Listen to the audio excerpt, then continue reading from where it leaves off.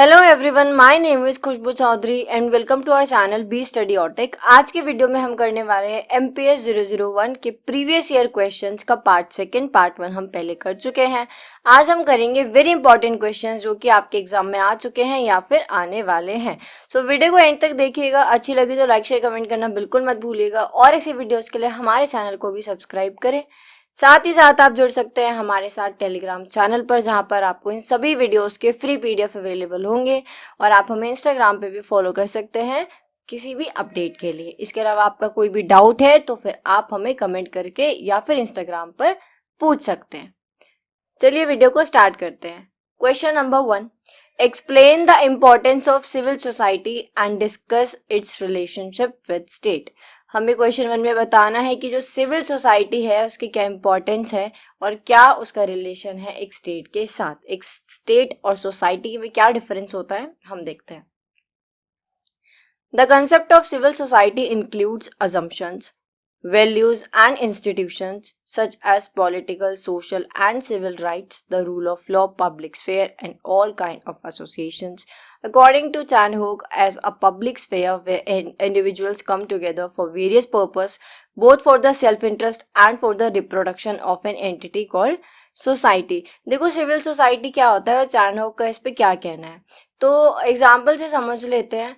आपने देखा होगा कि वीकेंड्स में क्या होता है कि जो फ्रेंड्स होते हैं, जो कोलिग्स होते हैं, वो सब क्या करते हैं, कोई टी स्टॉल पे या फिर स्टारबक्स में या मैकडोनल्ड्स में ऐसा भी कोई एक प्लेस चूज करके और वहाँ पे मिलते हैं और वहाँ पे वो लोग बात करते हैं सेल्फ इंटरेस्ट के बारे में और हमारे देश के बारे में। यहाँ तक कि आप उन सबको छोड़िए, आप देखोगे अपने घर के आसपास जो टी स्टॉल्स होते हैं वहाँ पे कुछ लोग बैठ जाते हैं न्यूज़पेपर लेके और वो बात करते रहते हैं कि ये रोड बन रही है, सरकार ये नया फैसला ले रही है या फिर इस देश में क्या हो रहा है ना। तो ये सब क्या है, ये सब सिविल सोसाइटी है ना। सिविल सोसाइटी एक ऐसी जगह है, एक ऐसा इंस्टीट्यूशन है जहाँ पे बात की जाती है पॉलिटिकल, सोशल और सिविल के बारे में, राइट्स के बारे में, लॉ के बारे में। ठीक है। For liberal, civil society means democratic state together with the accountability of state. जो लिबरल्स होते हैं, लिबरल्स के लिए सिविल सोसाइटी का मतलब होता है एक डेमोक्रेटिक स्टेट और ऐसा स्टेट जिसके पास क्या होती है, जो अकाउंटेबल होता है ना। Marxist civil society are arena of the class conflict and exploitation. देखो मार्क्सिस्ट के लिए, मार्क्स के लिए क्या है, एक स्टेट क्या है, एक कॉन्फ्लिक्ट का एरेना है जहाँ पे क्या होता है, जो अपर क्लास है और जो लोअर क्लास है, इन दोनों के बीच हमेशा स्ट्रगल चलता रहता है, हमेशा लड़ाई चलती रहती है। क्यों? क्योंकि जो अपर क्लास है वो लोअर क्लास को एक्सप्लॉइट करते हैं, हमेशा उनका शोषण करते हैं। राइट। अब हम देखेंगे स्टेट और सिविल सोसाइटी के बीच में रिलेशनशिप और जो भी उनके बीच में डिफरेंसेस और सिमिलैरिटीज है। तो देखो सबसे पहले आप इमेजिन करो कि एक टाइम था जब ना 50 या 100 लोग इकट्ठे हुए जो अलग अलग कल्चर से थे, अलग अलग रिलीजन से, है ना, अलग जेंडर के और अलग बिलीव्स रखने वाले। तो ये लोग सब एक साथ आए तो इन्होंने फिर क्या फॉर्म की, एक समाज बन गया, है ना, एक सिविल सोसाइटी इन्होंने फॉर्म करी। उसके बाद क्या हुआ, नहीं, इन्होंने ना एक सोसाइटी फॉर्म करी। उसके बाद फिर लगा कि भाई इतने सारे अलग अलग धर्म को मानने वाले लोग हैं, अलग अलग जाति के लोग हैं, तो लड़ाइयाँ, जो कॉन्फ्लिक्ट हैं वो पॉसिबल हैं, वो ऐसे हो सकते हैं। तो इन्होंने बोला कि हमें ना कुछ रूल्स और लॉज और रेस्ट्रिक्शंस की जरूरत है जिससे कि सब पीसफुली रह सके। ठीक है। उसके बाद एक सिविल सोसाइटी बनती है। उसके बाद क्या हुआ, अब भाई कोई मॉनिटर करने के लिए भी होना चाहिए, है ना। उसके बाद सबके पास अपने अपने अधिकार भी होना चाहिए। तो ऐसे कर करके आखिर में जाके बनता है एक स्टेट। ठीक है। तो बड़ा कौन है, पहले कौन बनी है, सोसाइटी, समाज। तो बड़ा कौन हुआ, सोसाइटी, और स्टेट बाद में बनी है तो फिर वो सेकंड नंबर पे आती है। अब देखते हैं दोनों के बीच का relation. The society is prior to the state. जो सोसाइटी है वो पहले है किससे, स्टेट से। The aim of society is wider than that of state. जो सोसाइटी का, समाज का एम है वो एक स्टेट से ज्यादा है। कैसे है अभी हम आगे देखेंगे। State deals with the political aspect of human life. जो स्टेट है वो हमारे सिर्फ पॉलिटिकल एस्पेक्ट से ही डील करता है, जबकि society concerned with every aspect of human life, whether it will be cultural, economic, educational, religious, social और political। देखो स्टेट सिर्फ हमारे पॉलिटिकल एस्पेक्ट से कनेक्ट कर पाता है, लेकिन जब बात करते हैं सोसाइटी की, समाज की, तो समाज हमारी लाइफ के हर हिस्से में होता है ना। कल्चरल हो, इकोनॉमिक हो, एजुकेशनल हो, रिलीजियस हो, सोशल हो, पॉलिटिकल हो, सब में। A fixed and well demarcated territory is condition for the state. There is no condition for society. जो एक स्टेट होता है, एक राज्य होता है, वो किसके अंदर काम करता है? अपनी बाउंड्रीज के अंदर, अपने टेरिटरीज के अंदर. लेकिन जो सोसाइटी है, जो समाज है, उसके लिए ऐसी कोई कंडीशन नहीं है. मान लीजिए फॉर एग्जांपल, अगर आप आर्य समाज से बिलोंग करते हैं, आप आर्य समाज के फॉलोअर हैं, तो आप इंडिया में रहें, आप दुबई में रहें, आप ऑस्ट्रेलिया में रहें, या फिर आप कहीं भी रहें, आप उस समाज का हिस्सा हैं. अगर इंडिया में बैठे हुए कोई आर्य समाज की कोई मीटिंग होती है, वहां पे कोई फैसला लिया जाता है, तो फिर वो सबके लिए एप्लीकेबल होगा, भले ही आप दुबई में हो चाहे आप ऑस्ट्रेलिया में हो. लेकिन स्टेट के साथ ऐसा नहीं है. स्टेट की बाउंड्रीज होती है, स्टेट को अपनी बाउंड्रीज के अंदर ही रह के काम करना होता है ना. तो बड़ा कौन हुआ? सोसाइटी, क्योंकि वो ज्यादा चीजों को, ज्यादा एस्पेक्ट्स को कवर करती है. The state possesses sovereignty by society does not have any mechanism like that. देखो, जो स्टेट है उसके पास क्या है? संप्रभुता है. समाज के पास ऐसा कोई मैकेनिज्म नहीं है. States organized in a sense that, ये स्टेट है, state organized in a sense that it must have a government, a legislature, a judiciary to function properly. But in the case of society, a society can function without having an organized setup. देखो, जो बात करते हैं एक state की, तो एक state के पास ना एक अपना एक पूरा ऑर्गेनाइज्ड सेटअप होता है. जुडिशरी, एग्जीक्यूटिव, है ना, लेजिस्लेचर, और सब के पास अपने अपने काम होते हैं, पोर्टफोलियोज होते हैं, सब कुछ.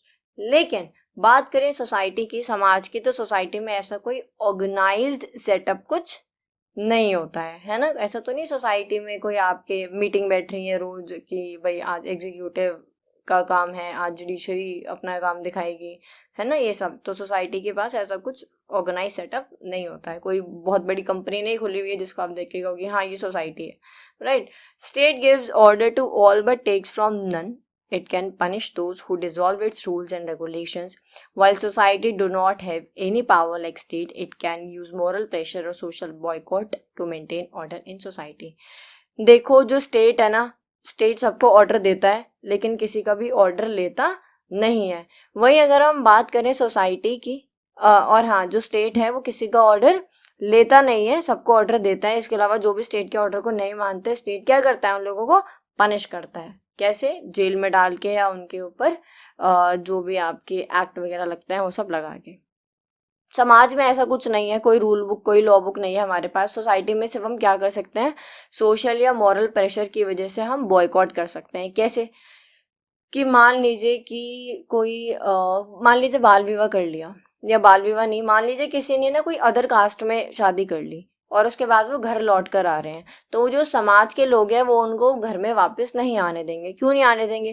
क्योंकि वो कहेंगे कि भाई आज तुमने करा है, कल को हमारे बच्चे भी करेंगे. तो ये समाज के लिए क्या बन सकता है? खतरे का कारण बन सकता है ना. आप समाज के लिए खतरा बन सकते हो. एक गलत एग्जाम्पल सेट करा है आपने, तो फिर समाज आपका क्या करता है? बहिष्कार करता है, बॉयकॉट करता है ना. लेकिन स्टेट क्या करती है? वो प्रॉपर रूल्स और रेगुलेशंस के साथ चलती है और लोगों को लीगल पनिशमेंट्स देती है, जो भी हमारी लिखी होती है. Question number 2, elaborate upon either positive और नेगेटिव लिबर्टी. पॉजिटिव और नेगेटिव लिबर्टी बतानी है हमें. यहाँ लिबर्टी हम जानते हैं, लिबर वर्ड से मिलके बना है. लिबर का मतलब होता है फ्री, है ना. यहाँ पे हम बात करते हैं कि इंडिविजुअल की फ्रीडम के बारे में. पॉजिटिव लिबर्टी देखते हैं. Positive liberty means freedom with certain restrictions, which is necessary for the good of society. The restrictions are necessary so that everyone, irrespective of their caste, gender, or any other societal factors which restrict a common may, could enjoy the liberty. देखो, positive liberty का मतलब होता है कि आपको आज़ादी मिली है, आपको फ्रीडम मिली है, लेकिन कुछ रेस्ट्रिक्शंस के साथ मिली है, कुछ लिमिटेशंस के साथ मिली है, और वो जो रेस्ट्रिक्शंस हैं वो आपके और समाज के लिए, दोनों के लिए अच्छी है. तो पॉजिटिव लिबर्टी का मतलब ऐसी आज़ादी मिलना जिसके साथ कुछ रेस्ट्रिक्शंस भी हो. वरना जिसका मन करेगा कि आज मेरा मन है, आज मैं किसी को गोली मारूंगा, तो क्या करेगा? गोली मार सकता है ना. लेकिन ये नेगेटिव लिबर्टी का एग्जाम्पल है, राइट. तो पॉजिटिव लिबर्टी में हमें इसीलिए कुछ रेस्ट्रिक्शन दी जाती है जिससे कि हमारा और समाज दोनों का भला रहे. और ये जो रेस्ट्रिक्शंस होती हैं ये सभी के लिए होती हैं, और इसीलिए होती हैं ताकि सब लोग क्या कर सके? अपनी लिबर्टी को एंजॉय कर सकें. ऐसा ना हो कि कोई अपनी पर्सनल लिबर्टी एंजॉय करते हुए किसी और की लिबर्टी को हार्म पहुंचाए. आप किसी भी कास्ट से, किसी भी जेंडर से, किसी भी रिलीजन से बिलोंग करते हैं, वो जो रेस्ट्रिक्शंस होती हैं वो सबके लिए होती हैं. It defines the area of society where an individual can be free with some constraints made by society and government. Society और गवर्नमेंट के द्वारा कुछ कॉन्स्ट्रेंट्स बनाए जाते हैं. It is concern with the enabling condition of the society, it is concern with explaining the idea freedom too. जब हम बात करते हैं पॉजिटिव लिबर्टी की तो हम बात करते हैं फ्रीडम टू दिस और फ्रीडम टू दिस, यहाँ पे हम बात करते हैं फ्रीडम टू की, राइट। क्योंकि यहाँ पे हमें हर फ्रीडम के साथ, हर आज़ादी के साथ कुछ ना कुछ रेस्ट्रिक्शंस दी जाती हैं, जिससे कि हम क्या कर सके, खुद भी आराम से जिए और सामने वाले को भी आराम से जीने दें। अपनी पर्सनल लिबर्टी को एंजॉय करने के चक्कर में हम किसी और की लाइफ को या उसकी पर्सनल लिबर्टी को हार्म ना पहुंचाएं, ठीक है। आप समझे पॉजिटिव लिबर्टी का मतलब क्या होता है, कि अपनी लिबर्टी, अपनी आज़ादी, अपनी फ्रीडम को एंजॉय करना, लेकिन कुछ रेस्ट्रिक्शंस के साथ। और वो जो रेस्ट्रिक्शंस होती हैं वो अच्छी होती हैं क्योंकि वो आपके और सोसाइटी के लिए होती हैं। This area comes into social domain of the individual. More liberty, positive liberty, checks access of freedom to an individual which could be an obstruction for social stability. देखो बोलते हैं ना, कोई भी चीज़ अति अच्छी नहीं होती है ना, कोई भी चीज़ ज़्यादा अच्छी नहीं होती है।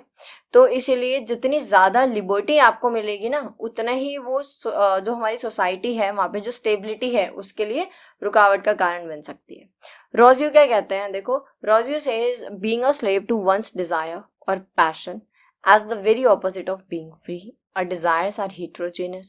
They came to us because of the environment we live in or because of our upbringing. देखो रोजियो यहाँ पे कहते हैं कि किसी का नौकर बनना लिबर्टी के बिल्कुल ऑपोजिट है। क्यों है? क्योंकि लिबर्टी का मतलब है कि आप फ्रीली अपनी लाइफ एंजॉय कर रहे हो, और स्लेव बनने का मतलब है कि आप किसी के पैशन के लिए काम कर रहे हो, है ना, आप किसी के डिजायर्स के लिए काम कर रहे हो, यानी कि आप बंधे हुए हो, तो आप अपनी लिबर्टी एंजॉय नहीं कर रहे हो। और इसके साथ ही रोजी कहते हैं कि हमारे जो डिज़ायर्स हैं वो हेट्रोजीनियस है। हमारा जो एनवायरनमेंट है, जैसी हमारी अपब्रिंगिंग हुई है ना, वही आगे की चीज़ें डिसाइड करती हैं। जैसे कि अगर हम बात करें कि जो आर्मी फैमिली से बिलोंग करते हैं, उन्होंने बचपन से देखा है, उनकी अपब्रिंगिंग, उनका जो एनवायरनमेंट है वो कुछ इस तरीके से उन्होंने देखा है, इस तरीके से हुआ है कि आर्मी को कितनी रिस्पेक्ट मिलती है, आर्मी की क्या क्या ड्यूटीज़ हैं, क्या रिस्पॉन्सिबिलिटीज हैं, है ना, तो वो उसी में अपना फ्यूचर देखते हैं, राइट। तो फिर रोजियो कहते हैं कि लिबर्टी क्या होती है, हमारे एनवायरनमेंट और अपब्रिंगिंग पे भी से भी कनेक्टेड होती है। नेगेटिव लिबर्टी क्या होती है? So liberty in negative sense means absence of restrictions. देखो लिबर्टी इन नेगेटिव सेंस, जब हम नेगेटिव लिबर्टी की बात करते हैं तो यहाँ पे हमारे पास जो रेस्ट्रिक्शंस होती हैं, रुकावटें होती हैं, वो नहीं होती हैं। आपका जिसको मन करे आप मार सकते हैं। Wait, people were acting in such way that they got the licence of doing anything. Negative liberty के अंदर लोगों को एक लाइसेंस मिल जाता है कि वो जो चाहे वो कर सकते हैं, right. So negative liberty is not accepted by the society as only the strong one could enjoy it. जो नेगेटिव लिबर्टी होती है उसे सोसाइटी या जो समाज है वो एक्सेप्ट नहीं करता है, लेकिन जो कुछ लोग हैं वो इसको एक्सेप्ट करते हैं। और वो कौन लोग हैं? जिनका बैकग्राउंड बहुत स्ट्रांग है। क्योंकि देखो जो नॉर्मल फैमिली से, मिडिल क्लास फैमिली से लोग बिलोंग करते हैं, वो जानते हैं कि अगर वो कुछ भी गलत करेंगे तो उनको उसके लिए पनिश किया जाएगा, है ना।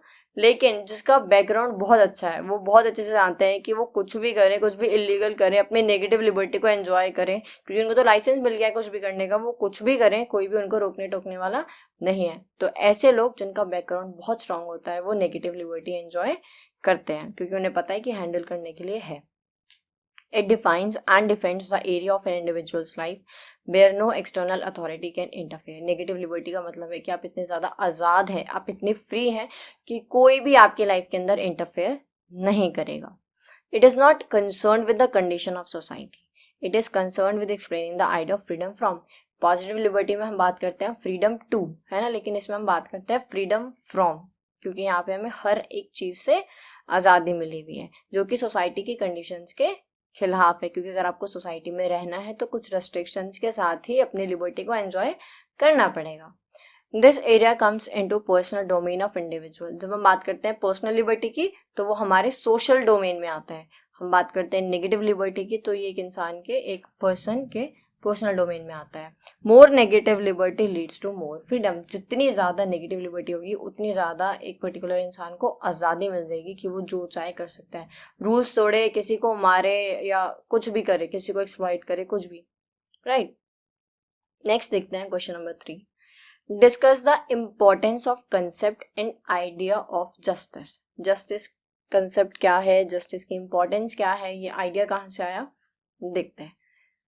Justice is the fair treatment of people It is a quality of being fair and reasonable. Justice is the ethical and philosophical idea that people are to be treated impartially and properly, fairly by the law and are by arbiters of law. देखो, justice का मतलब हम सब जानते हैं न्याय, और ऐसा कोई व्यक्ति नहीं है जो चाहता हो जिसके साथ अन्याय हो, है ना. सो जस्टिस का मतलब होता है लोगों को फेयर ट्रीटमेंट प्रोवाइड करना, लोगों को फेयर तरीके से ट्रीट करना, है ना.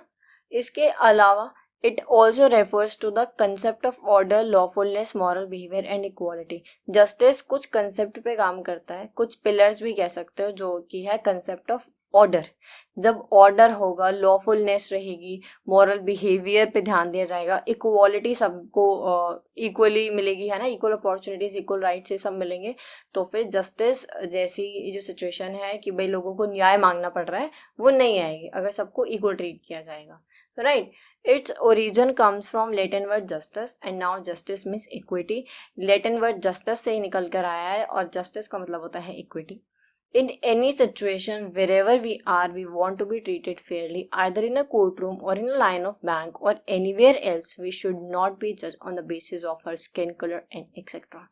देखो, आप एक कोर्ट में खड़े हो या फिर आप एक बैंक की लाइन में खड़े हो, आप में से कोई भी नहीं चाहेगा कि आपके साथ अन्याय हो. आप जस्ट एक इमेजिन करो, क्योंकि आप कोई लोअर कास्ट से बिलोंग करते हो तो कोर्ट में आपका जो केस है वो आपके अगेंस्ट कर दिया जाए, है ना.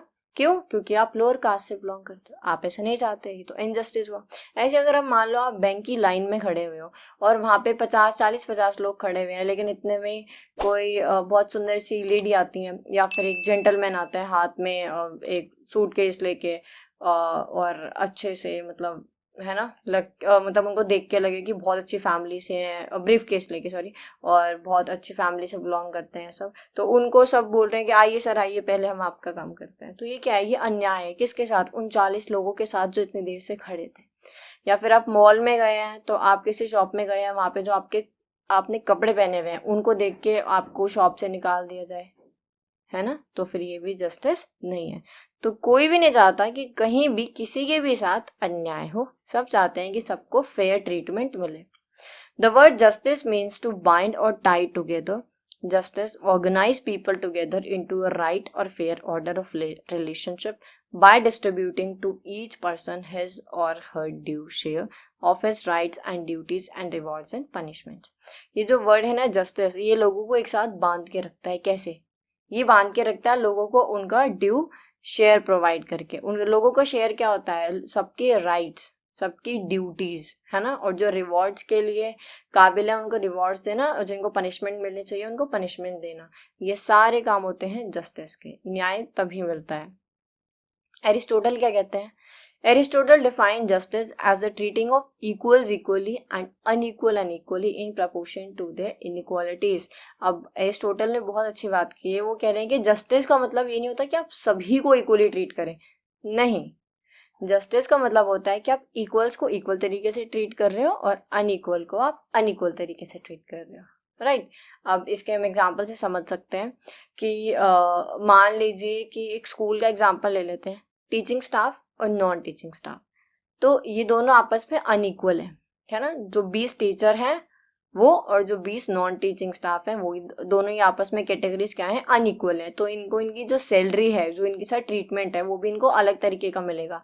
लेकिन अगर हम सभी टीचर्स और नॉन टीचिंग स्टाफ को सेम सैलरी दे रहे हैं, सेम काम करवा रहे हैं, सेम हम इनको ट्रीटमेंट दे रहे हैं, तो क्या ये जस्टिस है? नहीं है. तो हमें क्या करना है? अनइक्वल्स को अनइक्वली ट्रीट करना है और इक्वल्स को इक्वली. यानी अनइक्वल कौन हुआ? टीचिंग और नॉन टीचिंग स्टाफ, और इक्वल कौन हुआ? वो 20 टीचर या फिर वो 20 टीचिंग स्टाफ. ठीक है. According to Salmond justice. अच्छा, इसका एक और एग्जांपल है. अगर एक क्लास रूम है, मतलब मान लीजिए आप एक क्लास है, वहाँ पे ना टीचर ने बोला है कि आपको ग्राउंड में इन बच्चों को रेस लगानी है, और वहीं पे कुछ 4 बच्चे हैं जो चिल्ड्रन विद स्पेशल नीड्स हैं, या फिर आप कह सकते हो जो डिसेबल्ड हैं, राइट. तो वो तो कैसे रेस कर सकते हैं? तो उनसे पूछा जाए कि बच्चे आपके लिए क्या अलग से ऐसा गेम रखा जाए जो आप इजीली कर सकते हैं. तो ये क्या हुआ? ये हुआ जस्टिस. और इसी को इक्वालिटी भी कहते हैं, समानता भी कहते हैं. ऐसा तो नहीं है कि हम सबको ही रेस में बोल दे, सबको रेस लगानी है. तो अन्याय हुआ ना उन 4 बच्चों के साथ जो डिसेबल्ड है. ठीक है. नेक्स्ट है, according to Salmond justice means to distribute the due share of everybody. Salmond कहते हैं कि जस्टिस का मतलब है सभी को उनका ड्यू शेयर देना। ड्यू शेयर यानी कि duties, rights, rewards, punishments, liberty. According to D Raphael कहते हैं justice protect the right of individual as well as the order of society. जो न्याय है, जो जस्टिस है, वो लोगों के राइट्स को प्रोटेक्ट करता है, साथ ही साथ में जो हमारी सोसाइटी में, समाज में ऑर्डर है उसको भी मेंटेन करके रखता है। Next question number 4, write a short note on equality. So equality, समानता क्या होती है, चलिए देखते हैं। It is the situation in where everyone has the same right and advantages. देखो, इक्वालिटी का मतलब होता है सभी के पास समान अधिकार है ना, सबके पास समान सेम राइट्स हैं और सेम एडवांटेजेस हैं। The concept of equality consist of all other concepts like, देखो इक्वालिटी के साथ बहुत सारे कंसेप्ट भी जुड़े होते हैं, जैसे कि जस्टिस, लिबर्टी, राइट्स, प्रॉपर्टी तो बहुत बड़ा एग्जाम्पल है। पहले जहाँ पे सिर्फ जो सन होते थे उनको प्रॉपर्टी मिलती थी, बट अब जो डॉटर्स होती हैं उनका भी शेयर होता है ना। तो प्रॉपर्टी, राइट्स, लिबर्टी, जस्टिस, ये सभी इक्वालिटी के साथ जुड़े हैं। Basically equality is a value and a principle which is modern and progressive, though the debate about equality has been going on for centuries. बहुत पुराने टाइम से, सेंचुरी से, दशकों से जो इक्वालिटी है इसके ऊपर डिबेट चलती आ रही है, क्योंकि ये जो टॉपिक है ये बहुत ज़्यादा इम्पॉर्टेंट है, बहुत ही ज़्यादा वैल्यूएबल है। Right, equality is one of the main concept, it is a crucial one in a whole world in which so many differences exist among man. हम पूरे वर्ल्ड की क्या बात करें, हम एग्जाम्पल ले लेते हैं इंडिया का, तो इंडिया में आपने देखा है कितनी ज़्यादा डाइवर्सिटी है, कितनी विभिन्नताएं हैं, उसके बाद भी यूनिटी है। अलग अलग कल्चर के, रिलीजन के लोग रहते हैं। आप यूपी में चले जाओ, आपको हर थोड़े से किलोमीटर आगे जाके कोई नई बोली मिल जाएगी, है ना। ऐसे ही आप ट्राइबल एरिया में चले जाओ, अलग अलग ट्राइब्स देखने को मिल जाएंगी। और आप नॉर्मल आप स्टेट्स भी देख सकते हो, गुजरात, राजस्थान, पंजाब, हरियाणा, केरल, है ना।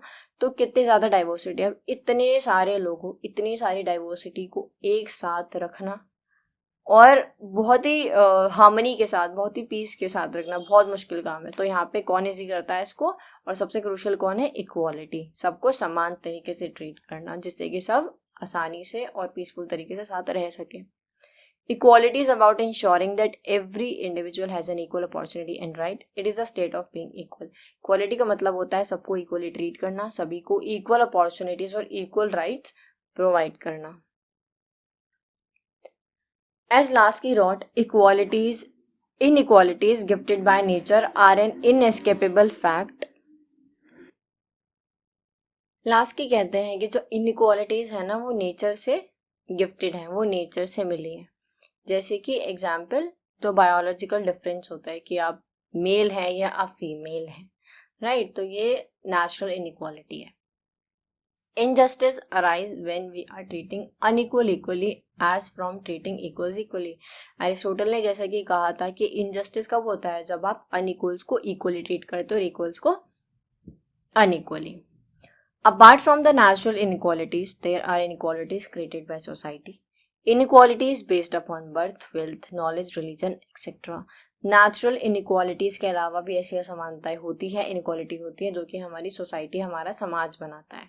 वो बर्थ के बेस पे हो सकती है, वेल्थ के बेस पे सबसे बड़ी इनइक्वालिटी होती है ना, नॉलेज के बेस पे होती है, रिलीजन के बेस पे होती है। ये सारी वो इनइक्वालिटीज है जो कि समाज में बनाई जाती हैं, राइट। नेक्स्ट देखते हैं, equality is a multi dimensional concept. जो इक्वालिटी है वो एक मल्टी डायमेंशनल कंसेप्ट है। There are different dimensions of equality, जैसे कि legal equality, political equality, economic equality, social equality, और भी है, कल्चरल इक्वालिटी है, राइट। तो ये सब क्या है, मल्टी डायमेंशनल कंसेप्ट है। कि इक्वालिटी आप देख सकते हैं कितना बड़ा कंसेप्ट है। आपके एग्जाम में पूछ सकते हैं स्पेसिफिकली कि आप लीगल इक्वालिटी को डिफाइन करें, तो आप इसको अच्छे से करके जाइएगा। क्वेश्चन नंबर 5 है, examine in the various perspective of citizenship in contemporary society. Various perspective बताने हैं सिटीजनशिप के, यानी कि नागरिकता के। Citizenship means the status of being a citizen of a country. Citizenship का सीधा सीधा आसान भाषा में मतलब है कि आप एक देश के नागरिक हैं।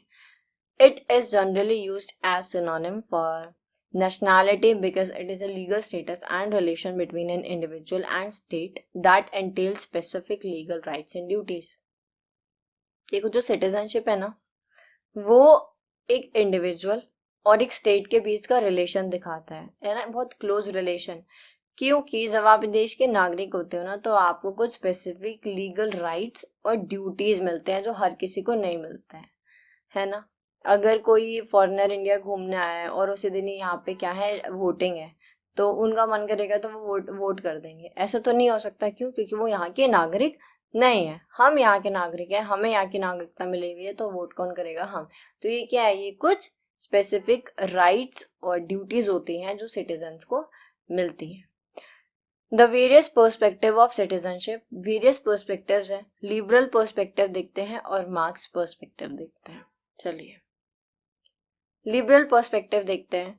T.H. Marshall is added to the value of citizenship. According to him, the concept of citizenship form a bundle of rights and privileges to the social movement. In his view, the citizenship is greater equalizer which promotes equality and harmony in society. देखो T.H. Marshall कहते हैं कि जो citizenship है वो बहुत ही ज़्यादा valuable है, क्योंकि बहुत सारे मूवमेंट्स करने के बाद लोगों को कुछ बंडल ऑफ राइट्स और प्रिविलेजेस मिलते हैं, है ना। और साथ ही कहते हैं सिटीजनशिप नागरिकता एक इक्वलाइजर का काम करता है, जो कि समाज के अंदर समानता यानी कि इक्वालिटी को प्रमोट करता है और हार्मनी को प्रमोट करता है। According to Marshall, the citizenship just not imply only the membership of the state but the full membership of a community. देखो मार्शल कहते हैं कि जो सिटीजनशिप है, नागरिकता है, वो आपको सिर्फ एक स्टेट की मेंबरशिप नहीं देती है, आपको एक कम्युनिटी, एक समाज का हिस्सा बनाती है, एक समाज के साथ जोड़ती है। तभी तो हम बोलते हैं ना कि हम भारत के नागरिक हैं। बोलते नहीं मैं भारत का नागरिक हूँ, नहीं, हम भारत के नागरिक हैं, क्योंकि हम जुड़े हुए हैं, हमारे पास यहाँ की नागरिकता है, तो हम इस समाज का, इस सोसाइटी का, इस देश का हिस्सा है। Marshall also categorize the right of citizenship under 3 categories. 3 categories बताई हैं जिसमें जो सिटीजनशिप के राइट्स हैं वो हमें मिलते हैं। सिविल, पॉलिटिकल और सोशल राइट्स, ये 3 राइट्स हैं जो कि हमें एज अ सिटीजन मिलते हैं, राइट। नेक्स्ट देखते हैं मार्क्स पर्सपेक्टिव। तो मार्क्स ने कोई अपने स्पेशल कंसर्न नहीं दिया है सिटीजनशिप को लेके, बट फिर भी उनकी जो स्टेट थ्योरीज है उसके अंदर हमें देखने को मिलता है। देखो मैंने आपको पहले भी बताया है कि जब भी हम मार्क्स की बात करेंगे ना, तो हम आंख बंद करके क्या इमेजिन करेंगे, एक चार्ट जिसमें ऊपर है अपर क्लास, ठीक है, जो ओनर होते हैं, और नीचे आती है सबसे बॉटम में कौन, लोअर क्लास, जो कि क्या होते हैं, लेबर होते हैं। तो मार्क्स के अकॉर्डिंग जो ओनर है वो हमेशा एक्सप्लॉइट करते हैं किसको, लेबर क्लास को। जो अपर क्लास है वो हमेशा पुअर क्लास को क्या करती है, एक्सप्लॉइट करती है, और इसी चीज को मार्क्स खत्म करना चाहते हैं। आइए रीड करते हैं। Marxist tradition did not mention directly the concept of citizenship. It is reflected in Marxist theory of state and society. Marxist concept of state reflect the class bias as existing in any society. देखो ये कहते हैं कि कोई भी society हो, कोई भी समाज हो, वहाँ पे क्या होती है, क्लास बायसनेस होती है। बायस यानी कि क्या किया जाता है, जो अपर क्लास है सारी चीजें उनके फेवर में होती हैं, जो लोअर क्लास है उनको हमेशा निराशा मिलती है। Marxism concept is related with the division of classes and its roots comes from the economic structure of society. Marks कहता है और ऐसा है हमारी सोसाइटी में जो इकोनॉमिक स्ट्रक्चर है उसकी वजह से, क्योंकि इकोनॉमिक स्ट्रक्चर कुछ ऐसा है कि जो अपर क्लास है वो रिच क्लास है, तो उनके हाथ में पावर है, एक तरीके से अथॉरिटी मिल जाती है उनको कुछ भी करने की। और वहीं पे जो लेबर क्लास है उनके साथ क्या होता है, उनको प्रॉपर दिहाड़ी भी नहीं मिलती, एक्स्ट्रा टाइम उनसे काम कराया जाता है, उनको एक्सप्लॉइट किया जाता है, अब्यूजिव मैनर में उनको ट्रीट किया जाता है ना। उसके बाद भी क्या होता है, उन लोगों को काम करना पड़ता है, अपने आप को एक तरीके से सोल्ड करना पड़ता है लिवलीहुड जीने के लिए। तो यही बस मार्क्स हमेशा डिबेट करते हैं कि सोसाइटी में कुछ इकोनॉमिक स्ट्रक्चर ऐसा है जिसकी वजह से डिवीजन ऑफ क्लासेस है, क्लास का बंटवारा हो चुका है अपर क्लास और लोअर क्लास में, जिसमें नुकसान किसका होता है, हमेशा लोअर क्लास का। ठीक है, नेक्स्ट क्वेश्चन है question number 6। Explain the main features of modern political theory. Question number 6 सबसे इंपॉर्टेंट क्वेश्चन है, मॉडर्न पॉलिटिकल थ्योरी के मेन फीचर्स बताने हैं। स्टार्ट करते हैं। Modern political theory begins with the liberal stance from the 15th to 16th century. 15वीं से 16वीं सेंचुरी से हमें ये दिखता है मॉडर्न पॉलिटिकल थ्योरी मतलब शुरुआत हुई है इसकी। Modern political theory stands the Marxist political theory and also called the scientific socialist theory. आपके एग्जाम में ये मॉडर्न पॉलिटिकल थ्योरी के नाम से भी पूछा जा सकता है क्वेश्चन। मार्क्सिस्ट पॉलिटिकल थ्योरी और साइंटिफिक सोशलिस्ट थ्योरी, इन नाम से भी आपके एग्जाम में आ सकता है, तो आंसर आपको यही लिखना है, क्योंकि मॉडर्न पॉलिटिकल थ्योरी मार्क्स की कुछ थ्योरीज के ऊपर बेस्ड है, तो इसलिए इसको मार्क्सिस्ट पॉलिटिकल थ्योरी या सोशलिस्ट साइंटिफिक सोशलिस्ट थ्योरी भी कहा जाता है। It transforms capitalistic to socialistic and from socialistic to communistic. ये हमें जो भी मतलब ट्रांसफॉर्मेशन हुई है पूंजीवाद से लेके समाजवाद तक, है ना, कैपिटलिस्ट से सोशलिस्ट और फिर उससे कम्युनिस्ट की, वो सभी हमें मॉडर्न पॉलिटिकल थ्योरी के अंदर देखने को मिलता है। It is a theory which provides a systematic and scientific framework of examining and explaining social and political change. देखो, मॉडर्न पॉलिटिकल थ्योरी एक ऐसी थ्योरी है जो हमें एक सिस्टमैटिक और साइंटिफिक फ्रेमवर्क तैयार करके देती है, जिसकी वजह से जो भी सोशल पॉलिटिकल चेंज होते हैं हम उनको अच्छे से समझ पाते हैं, एग्जामिन कर पाते हैं और फिर आगे एक्सप्लेन कर पाते हैं। It is a method of interpreting the past, understanding the present and projecting the future. Modern political theory से पहले क्लासिकल थ्योरी आई है और इसके बाद कंटेम्प्रेरी थ्योरी आई है। तो मॉडर्न पॉलिटिकल थ्योरी हमें हेल्प करती है हम पास्ट को समझ के पास्ट से हेल्प लें, ठीक है, और प्रेजेंट में काम करके और अपने फ्यूचर को प्रोजेक्ट करें। अब कुछ फीचर्स देख लेते हैं। Its features can be summed up as, first है facts and data constitute the base of study and these are well explained.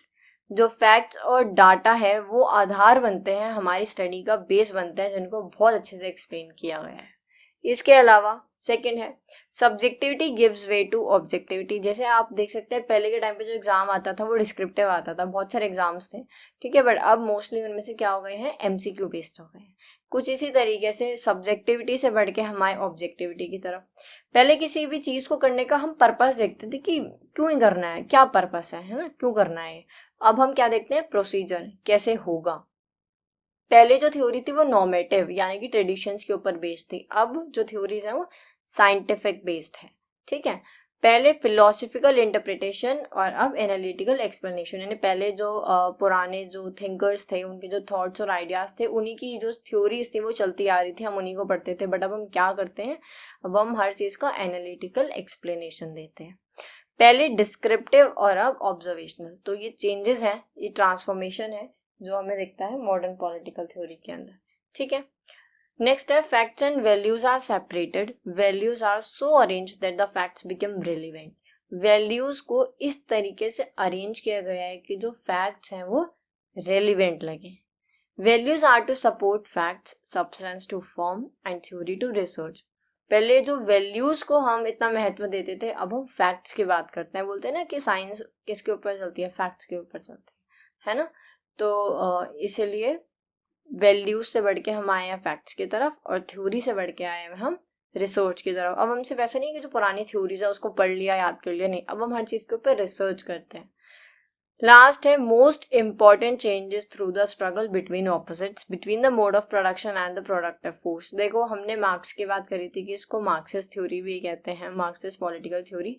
तो यहाँ पे अगेन हमें दिखा कि क्या है, यहाँ पे स्ट्रगल है किसके बीच में, मोड ऑफ प्रोडक्शन यानी अपर क्लास और प्रोडक्टिव फोर्स यानी कि लोअर क्लास के बीच। So these all are some major features of modern political theory. ये मॉडर्न पॉलिटिकल थ्योरी की कुछ मेजर फीचर्स हैं। नेक्स्ट देखते हैं question number 7। Write an essay on any 3 types of democracy. 3 types of democracy के ऊपर इसे लिखना है। 3 types of democracy are, first है रिप्रेजेंटेटिव डेमोक्रेसी, जिसको क्या बोला जाता है, इनडायरेक्ट डेमोक्रेसी। नेक्स्ट है पार्टिसिपेटरी डेमोक्रेसी, जिसे कहते हैं डायरेक्ट डेमोक्रेसी। और थर्ड है डेलिब्रेटिव डेमोक्रेसी, जिसको क्या बोला जाता है, डिस्कस्ड या डिबेटिव डेमोक्रेसी। स्टार्ट करते हैं फर्स्ट पॉइंट से। Representative democracy, also called the indirect democracy. Representative democracy is a form of democracy where citizens vote on representatives to create law and policy on behalf of them. Since direct democracy is not possible in large and complex societies, so herein direct democracy plays an important role in which people will elect their leaders to amend laws and policies of the behalf. देखो indirect democracy के अंदर क्या होता है, लोग खुद जाके decisions नहीं लेते हैं, पॉलिसीज नहीं बनाते हैं, लोग क्या करते हैं, वोट देते हैं। इलेक्शंस का पूरा एक प्रोसीजर होता है, उसके अंदर लोग वोट देते हैं और वहाँ पे अपने रिप्रेजेंटेटिव्स को चुनते हैं, जिससे कि जो वो रिप्रेजेंटेटिव्स हैं वो लोगों के बिहाफ पे, जनता के बिहाफ पे फैसले ले सके, पॉलिसीज बना सके। ठीक है, इट इज लेस ट्रांसपेरेंट, ये लेस ट्रांसपेरेंट होती है क्योंकि हम ही लोग वोट देके उन लोगों को चुन रहे हैं जो हमारे लिए आगे जाके सरकार चलाएंगे, सरकार बनाएंगे। It is comparatively more efficient, ये ज़्यादा एफिशिएंट होती है क्योंकि जनता के हाथ में ही है सरकार बनाना या बिगाड़ना। तो अगर कोई सरकार अच्छे से काम नहीं करेगी तो जनता उसको क्या करेगी, बिगाड़ देगी, right. Hobbes and Locke representative government was a form of government authorized by the people to act on its behalf. Today, representative government based on the majority, for example, India, US, UK and France.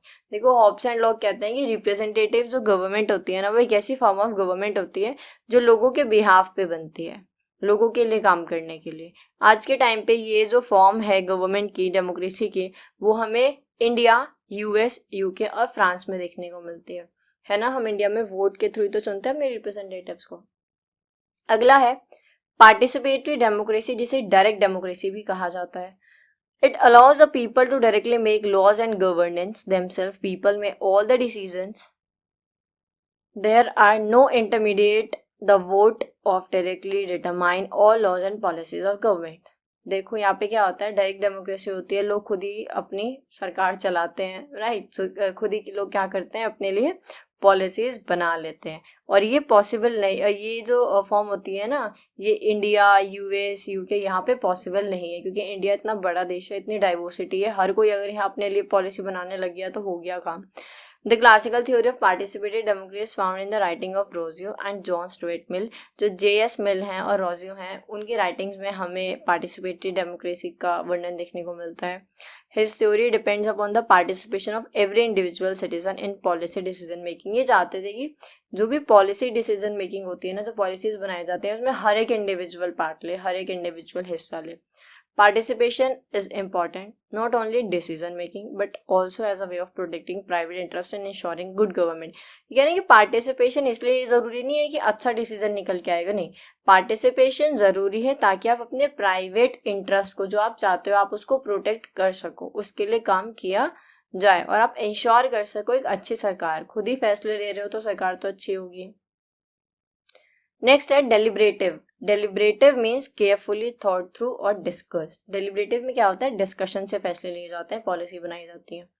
The term deliberative democracy was originally coined by Joseph Bessette in his 1980 work deliberated democracy. देखो जो participatory democracy थी वो हमें रोजियो और John Stuart मिल की writings में देखने को मिलती है, और जो डेलिब्रेटिव डेमोक्रेसी है वो हमें जोसेफ बेसेट की राइटिंग में देखने के लिए मिलती है। Deliberative democracy is something we need to integrate into her own law-making process. हर नई आएगा our own law-making process to help solve more divisive and complex problems. Deliberative democracy जो जटिल problems होती हैं, complex problems होती हैं, उन्हें भी sort out करने में help करते हैं क्योंकि यहाँ पे हम discussion और debate से चीज़ों को solution निकाल रहे हैं। Deliberative democracy values open and public deliberation on issue of common concern. जो भी कॉमन कंसर्न के इशू होते हैं जिसमें सबके हित और अहित की बात होती है, उसमें सभी से डिस्कशन किया जाता है, सभी के साथ डिबेट की जाती है ताकि हमें एक बेस्ट आउटकम पे निकल सके। समझ आई आपको तीनों फॉर्म ऑफ डेमोक्रेसी। अगला क्वेश्चन है question number 8। Critical examine multiculturalism liberalism interface. Multiculturalism और लिबरलिज्म क्या होता है देखते हैं। Multiculturalism is an amalgamation of different races, nationalities, languages, religions and classes and gender etc. देखो मल्टीकल्चरिज्म क्या होता है, अपने तारक मेहता का उल्टा चश्मा देखा है, उसमें गोकुलधाम सोसाइटी देखी है, बस वही आप इसका एग्जाम्पल एक लेके चल सकते हो। मल्टीकल्चरलिज्म के अंदर बहुत सारे ऐसे लोग जो अलग अलग रेस से बिलोंग करते हैं, अलग रिलीजन को मानने वाले, अलग बिलीफ रखने वाले हैं, अलग अलग लैंग्वेज बोलते हैं, वो सब एक साथ रहते हैं, ठीक है। It is a view that people from different culture have equal rights.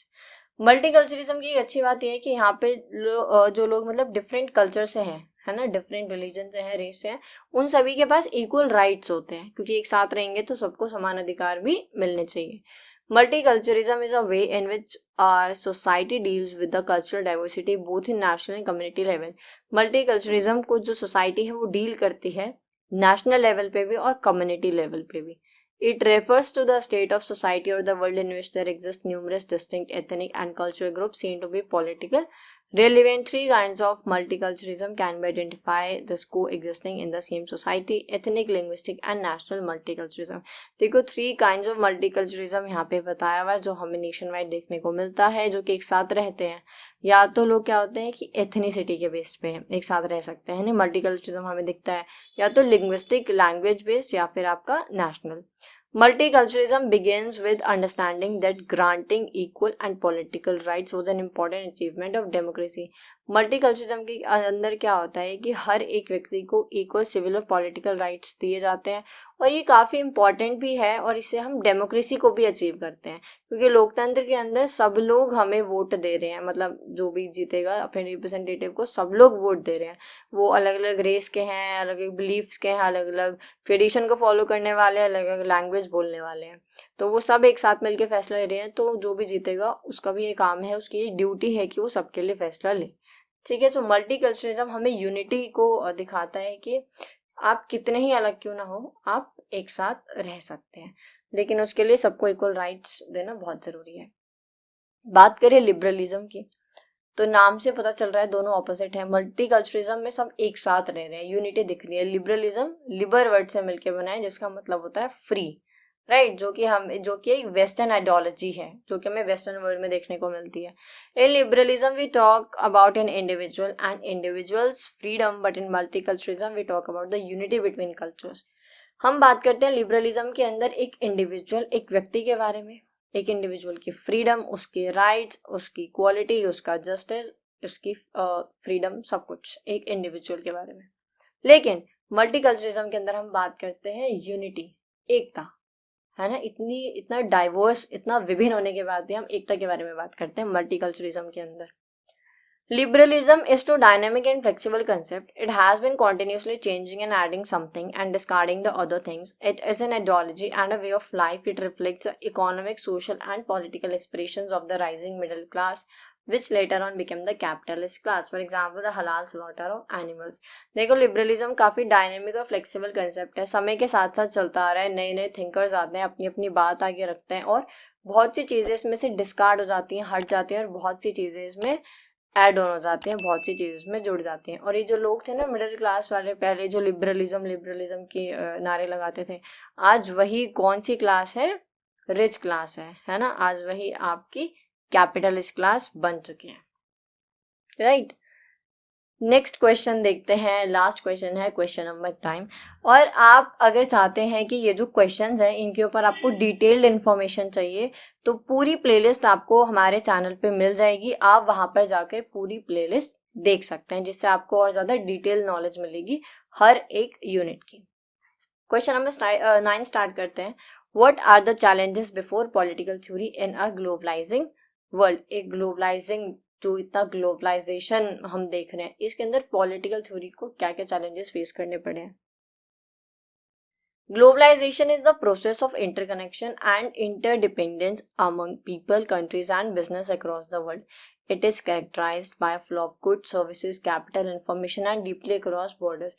देखो बहुत आसान भाषा में बात करें तो एक जगह से दूसरी जगह चीज़ों का आदान प्रदान, यही क्या होता है ग्लोबलाइजेशन.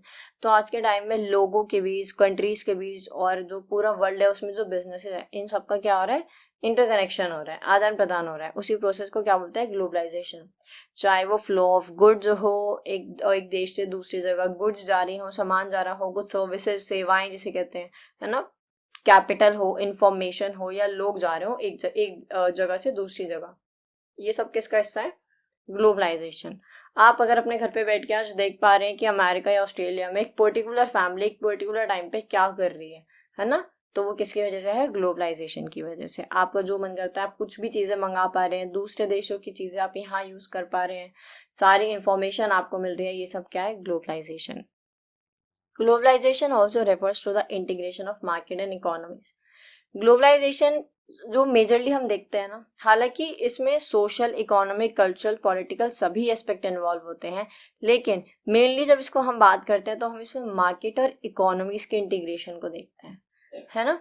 इसके अलावा जो चैलेंजेस हैं, जो हमसे क्वेश्चन में पूछा गया है, कौन से चैलेंजेस हैं जो कि नेशन स्टेट ने फेस किए हैं। पहला है loss of sovereignty.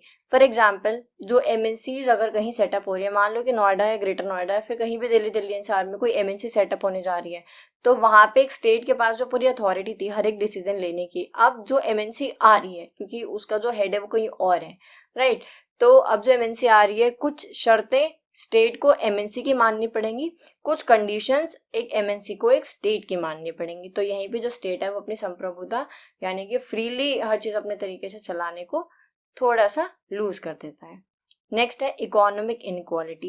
Economic inequality का एक एग्जांपल है कि आज के टाइम पे जो चाइना से जो चीज़ें हैं वो इतनी ज़्यादा इम्पोर्ट हो रही है हमारे देश में, कि जो यहाँ पे लोकल जो लोग हैं वो इकोनॉमिकली बहुत ज़्यादा लो होते जा रहे हैं, उनके साथ इनइक्वालिटी हो रही है, क्योंकि लोग लोकल प्रोडक्ट्स को चूज ना करके जो इम्पोर्टेड सामान है उसको ज़्यादा प्रेफर करते हैं। नेक्स्ट है कल्चरल होमोजेनाइजेशन। कल्चरल होमोजेनाइजेशन के अंदर आज के टाइम पे आप वेडिंग्स को देखो, पहले के टाइम पे कितने सारे रिचुअल्स होते थे, जो लड़की की विदाई थी वो घर से होती थी, बट आज के टाइम पे डेस्टिनेशन वेडिंग होती है ना। एक ऐसा लगता है कोई इवेंट चल रहा है थोड़ी देर का, जिसमें कोई आया, माइक लेके कुछ बोला, सबसे क्लैपिंग करवाई और सबने खाना खाया और सब चले गए। बट पहले के टाइम पे ये बहुत सारे रिचुअल्स फॉलो करते थे, ट्रेडिशंस होते थे, है ना, कितने दिन पहले ही चीज़ें घर में शुरू हो जाती थी। साथ ही साथ जो हमारा खान पान है वो कितना ज़्यादा बदल गया है। ये सब किसकी वजह से हुआ है? Cultural homogenization. बाहर के लोग आके यहाँ पर साड़ी पहन रहे हैं, बाहर की लड़कियां आके इंडिया में साड़ी पहन रही हैं, लड़के कुर्ता पजामा पहन रहे हैं, है ना। और इंडिया के जो लोग हैं बहुत सारे, वो क्या कर रहे हैं, वो कुछ भी पहन रहे हैं, है ना, कुछ भी। नेक्स्ट है एनवायरमेंटल डिग्रेडेशन। डेवलपमेंट के नाम पे, ग्रोथ के नाम पे हम एनवायरमेंट को कितना ज़्यादा खतरा पहुंचा रहे हैं ये हम सब बहुत अच्छे से जानते हैं, बट उसके बाद भी हम ग्रोथ, लगातार डेवलपमेंट और नंबर 1 आने के लिए अपनी एनवायरमेंट को, नेचुरल रिसोर्सेज को क्या कर रहे हैं? वेस्ट कर रहे हैं, है ना, या उनको हार्म पहुंचा रहे हैं। लास्ट है आपका rise of non state actors. जो नॉन स्टेट एक्टर्स हैं वो बहुत ज़्यादा बढ़ गए हैं हमारे देश में, या कहीं भी कुछ भी हो रहा होता है तो कहीं से भी ह्यूमन राइट्स वाले उठ के आ जाते हैं, कहीं से भी आपके प्रेशर ग्रुप्स आ जाते हैं, कोई भी एनजीओ खड़ा हो जाता है कि आप ऐसा नहीं कर सकते, ये चीज़ गलत है ना। तो ग्लोबलाइजेशन की वजह से सबके पास एक तरीके का लाइसेंस आ गया है कि वो कहीं से भी कहीं से भी उठ के किसी के भी लिए कुछ भी बोल सकते हैं। तो नॉन स्टेट एक्टर्स बहुत ज़्यादा हो गए हैं। That's all for today. I hope आपको वीडियो अच्छी लगी हो और आपने वीडियो पूरी देखी हो। मिलते हैं अगली वीडियो में। Till then be study ऑटेक।